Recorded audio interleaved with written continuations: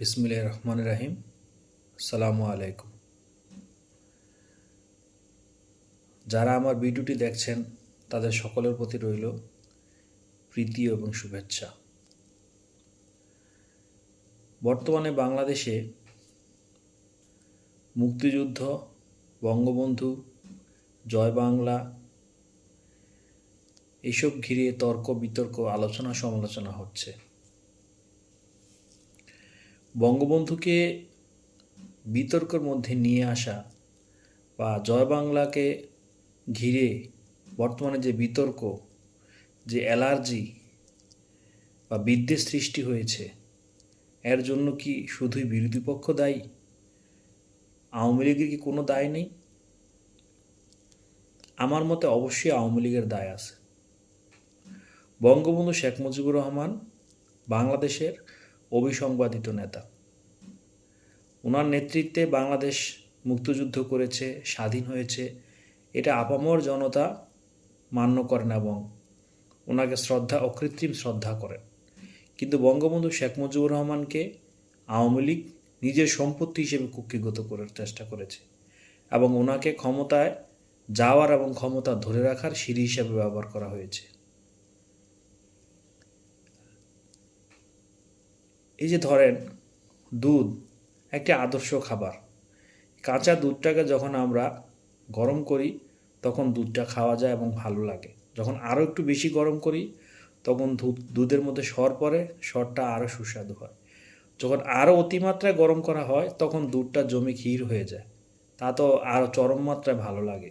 কিন্তু যখন এর পরেও আরও বেশি গরম করা হয় বা জাল দেওয়া হয় তখন দুধটা পুড়ে যায় বা নষ্ট হয়ে যায়। বঙ্গবন্ধুকে নিয়েও আওয়ামী লীগ ঠিক এরকম করেছে। গত এক যুগ আগে বঙ্গবন্ধুকে নিয়ে এত বিদ্বেষ ছিল না। অন্যান্য দলের যারা আছেন, দেশের সাধারণ মানুষ তো আছেই, বিরোধী পক্ষের দলের লোকজনও বঙ্গবন্ধুকে শ্রদ্ধা, সম্মান, ভালোবাসত। আওয়ামী লীগকে ভোট না দিলেও বা নৌকাকে ভোট না দিলেও বঙ্গবন্ধু নিয়ে তাদের কোনো বিতর্ক ছিল না। বঙ্গবন্ধু শেখ মুজিবুর রহমান একজন আমাদের মতোই মানুষ ছিলেন। ওনার ভুল ছিল, ভ্রান্তি ছিল, কিন্তু ওনার নেতৃত্বে দেশ স্বাধীন হয়েছে। ওনার ডাকে 7.5 কোটি বাঙালি ঐক্যবদ্ধ হয়েছিল, এতে কোনো দ্বিধা নেই। আওয়ামী লীগ বঙ্গবন্ধুকে ঘিরে অনেক বিতর্ক সৃষ্টি করেছে। ওনাকে নিজের সম্পত্তি হিসেবে ব্যবহার করার চেষ্টা করা হয়েছে। বঙ্গবন্ধু ছিলেন আপামর জনতার।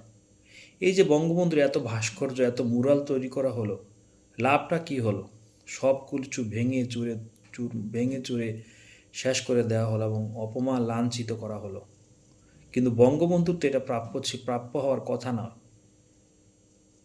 জয় বাংলা স্লোগান তো আপামর জনতার ছিল, সেই জয় বাংলা স্লোগানটাও কুক্ষিগত করার চেষ্টা করা হয়েছে। আমি জানি আমার কথাটি আমার দলের বা আওয়ামী লীগের অনেকের পছন্দ হবে না, কিন্তু যা সত্যি তা প্রকাশ করতে হবে এবং স্বীকার করতে হবে এবং নিজেদের আত্মসমালোচনা করতে হবে। আত্মসমালোচনা না করলে আত্মশুদ্ধি হবে না। আমরা দেখেছি বঙ্গবন্ধুকে ঘিরে বঙ্গবন্ধুকে নাম ব্যবহার করে অনেক অপকর্ম করা হয়েছে। অনেক জায়গা জমি দখল করতে গিয়েও বঙ্গবন্ধু নামে সেই দখলীয় জমির সামনে মসজিদ করা হয়েছে, বঙ্গবন্ধু মসজিদ। এরকম আরও অসংখ্য নজির আছে। বঙ্গবন্ধুর প্রতি আজকের এই বিদ্বেষ সৃষ্টির পেছনে আমরাও অনেকাংশে দায়ী। আমরা নিজেদের স্বার্থে বা নিজেদের দলের স্বার্থে বঙ্গবন্ধুকে আমরা অনেক নিচে নামিয়ে এনেছি। তবে এটা সত্য, লেবু বেশি চিপড়ে যেমন তিতা হয়ে যায়, বঙ্গবন্ধুকেও হয়তো আওয়ামী লীগ বেশি ব্যবহার করার কারণে ওনার প্রতি মানুষের বা ভিন্ন দলের বিদ্বেষ সৃষ্টি হয়েছে। কিন্তু এই বিদ্বেষ থাকবে না, বিদ্বেষও ধীরে ধীরে কেটে যাবে।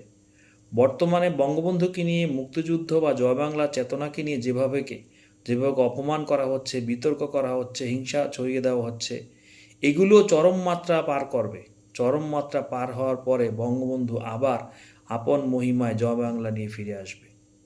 আর এই জয় বাংলায় আবার এদেশের মুক্তিযুদ্ধের চেতনার মানুষ উজ্জীবিত হবে এবং আবার ঐক্যবদ্ধ হবে। সকলকে ধন্যবাদ।